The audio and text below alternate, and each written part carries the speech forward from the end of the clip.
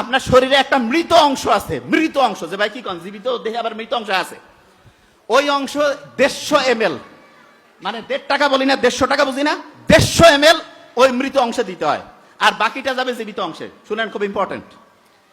এই যে কয়েক বছর আগে যে করোনা আসছিল, একটা লোক যখন মারা যাইতো, সে বারবার এরকম শ্বাস নিত না, এরকম করতো না?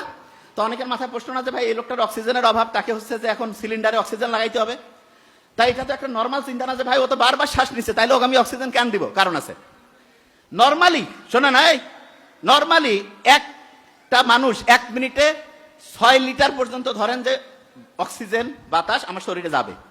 এখন ধরেন যে একটা লোক 1 মিনিটে 10 বার শ্বাস নিচ্ছে, 10 বার, প্রতিবার শ্বাসে তাকে 150 ml করে দেওয়া লাগবে না? এই 150 ml করে দেওয়া লাগবে না? তাহলে 10 বার যদি সে শ্বাস নেয়, তাহলে তাকে প্রত্যেকবার 150 করে, 10 আর 150 গুণ করলে কত? 1500 ml কি মৃত অংশে দিতে হবে না?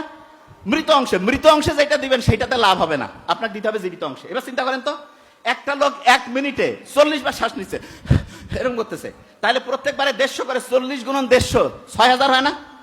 আপনি নর্মালি যে 6000 নিলেন, প্রত্যেক ওই সবটাই যদি মৃত অংশে যায়, আপনার জীবিত অংশ 6000 থেকে 6000 বিয়োগ করলে কত পাইলো? কত? কি কঠিন অঙ্ক দিলাম? 0 পাইলো। কত? 0। আপনার জীবিত অংশ যদি 0 ml পায়, আপনি বাঁচবেন না মরবেন? তখন আপনাকে আলাদা করে আমরা সিলিন্ডারের মধ্যে অক্সিজেন দিয়া কই যে একটা, আমরা ডাক্তাররা জানি এত স্পিডে অক্সিজেন দাও, ক্যালকুলেশন করি আমরা শ্বাসকষ্টের হিসাব করে, ওই রকম ওইখানে একটা নব আছে ঘুরানোর মতো, ওইখানে অটোমেটিক আমরা যাকে যে এরকম আর কম বেশি করে নিজে মাস্তানি করে সিলিন্ডারে অক্সিজেন লাগাই দিয়েন না, বেশিও খারাপ কমও খারাপ, এটার হিসাব আছে। তো ওইটা দিলে তখন দেখা যাচ্ছে লোকটা আস্তে আস্তে আস্তে ঠিক হইলো, বেঁচে গেল। যে জিনিসটা বলতেছিলাম, আপনি এই যে অক্সিজেন যখন বুক ভরে শ্বাসটা নিলেন, তখন আল্লাহর রহমতে প্রত্যেকটা কোষ ঠিকভাবে অক্সিজেন পাইলো, শক্তি উৎপন্ন হইলো, আপনার মাথা চাঙ্গা, শরীর চাঙ্গা, যেই কাজটা করবেন অসাধারণ হবে। অনেকে কয় না ভাই এই লোকটা দেখে মনে হচ্ছে মনমরা চেহারা। আচ্ছা, একটা লোকের চেহারা দেখলাম না, বুঝি না যে খুশি না বেজার? চেহারা, অন্য কিছু দেখা লাগবে না, চেহারার দিকে আপনি দেখেন আল্লাহ কি জিনিস বানাইলো। একটা কম্পিউটারের দিকে দেখে আমরা কি বলতে পারি যে এর কি অসুবিধা? আল্লাহ কি জিনিস বানাইলো, কথা কোয়া লাগবে না, কিছু না, খালি চেহারার দিকে দেখবেন, হাসতেছে, মনটা খুশি, একটু মুস্কি হাসতেছে, আরো খুশি। কেউ হচ্ছে যে মেজাজ গরম করে, কি ভাই তোমার কিছু হয়েছে, বলা লাগে না। চেহারার মধ্যে আল্লাহ দেখেন কি সিস্টেম করছে, এবং চেহারা দেখে আপনি বুঝতে পারেন অনেক ক্ষেত্রে যে এই লোকটা ভালো না খারাপ। অনেকে আছে না, এসে আপনার মিষ্টি মিষ্টি কথা বলতেছে, কিন্তু আপনার মনে হচ্ছে এই লোকটা আপনার ভালো চায় না, এরকম ফিলিংস হয় না অনেক সময়? হয় কি না?